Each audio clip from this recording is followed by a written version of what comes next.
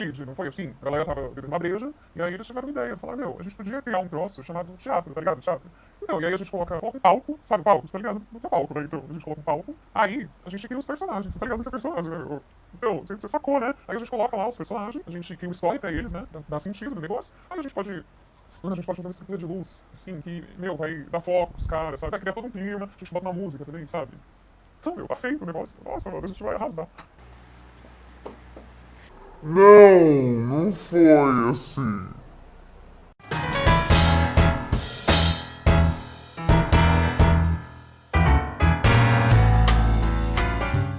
Gente, vocês perceberam que eu tô gótica hoje, né? Vocês viram esse preto? Pleno carnaval. Mas Eu ouço Los Hermanos e Marcelo Camelo o dia inteiro. olá, Brasil! Tudo bem com você? Que bom ter você aqui de novo. Eu tô falando sério. Obrigada. E hoje eu vou falar sobre uma dúvida que é geral, que eu, mesmo fazendo teatro desde criança, Transaction, if you know it. eu não sabia como era isso. E aí eu vou contar pra você. Acalme seu coraçãozinho.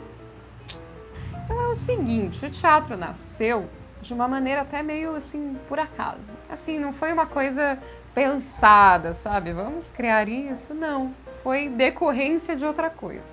Vou explicar. Os povos antigos tinham um grande costume de oferecer rituais para homenagear, para louvar os seus deuses. E um desses deuses, na Grécia, era o deus Dionísio, o deus do vinho, o deus do vinho e da uva, ou deus da uva e do vinho, como você preferir. Nesses rituais, os gregos, na verdade, eles davam grandes festas.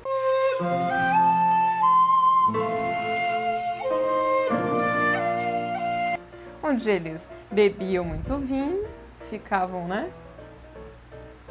Mentira, não sei se ficavam, mas deviam ficar. Eles se fantasiavam, colocavam máscaras, dançavam e cantavam numa tentativa de personificar o Dionísio, de ser o Dionísio, mas no sentido de louvar. Com o tempo, esses cânticos eles foram ficando cada vez mais elaborados, até que eles se tornaram os ditirambos. Meu Deus, que palavra feia! O que isso significa? Calma, é muito simples. São cânticos realizados por um coral de homens fantasiados e com máscara. Simples assim. Só que a gente já percebe que rolou um desenvolvimento aí na estrutura do negócio, que rolou uma organização, né, com uma cara mais assim de apresentação de algo. Lá por volta do século 6 a.C., um dos sacerdotes do Dionísio chegou no ritual lá, em vez de ele falar, por exemplo, ele, Dionísio, o formidável, sabe o que ele fez? Ele chegou e falou: eu, Dionísio, sou formidável.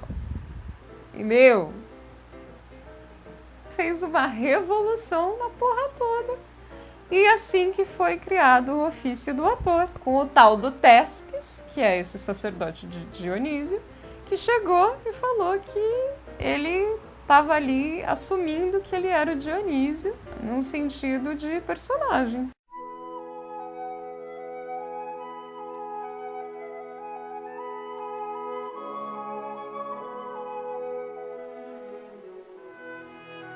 E depois desse esquema de personagem, de uma ideia inicial de personagem, ainda chegou um carinha muito importante para o teatro, para a história do teatro, para a dramaturgia, sendo mais específico, que é o Ésquilo.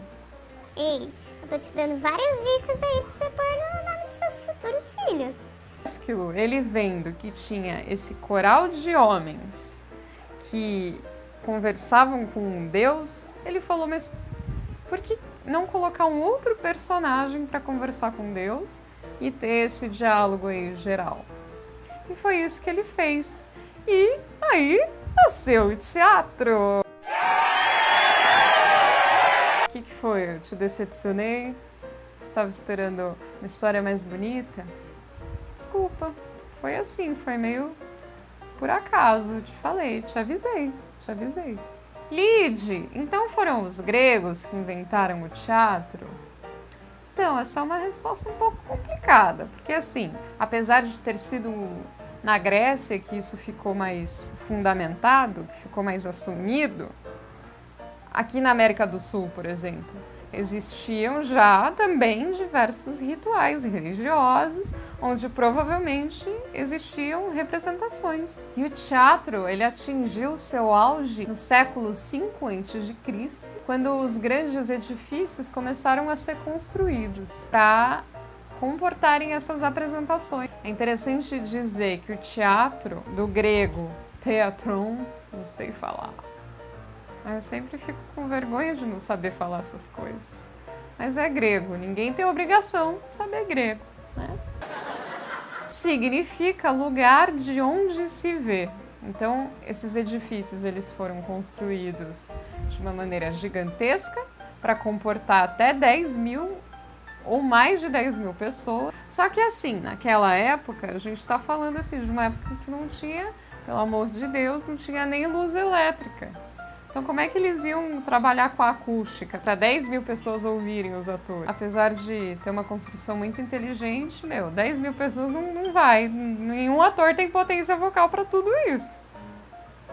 Então, o que eles faziam? Os atores, eles usavam grandes plataformas, eles usavam grandes máscaras, eles ficavam, assim, grandiosos para que as pessoas, pelo menos, pudessem acompanhar ali o teatro visualmente.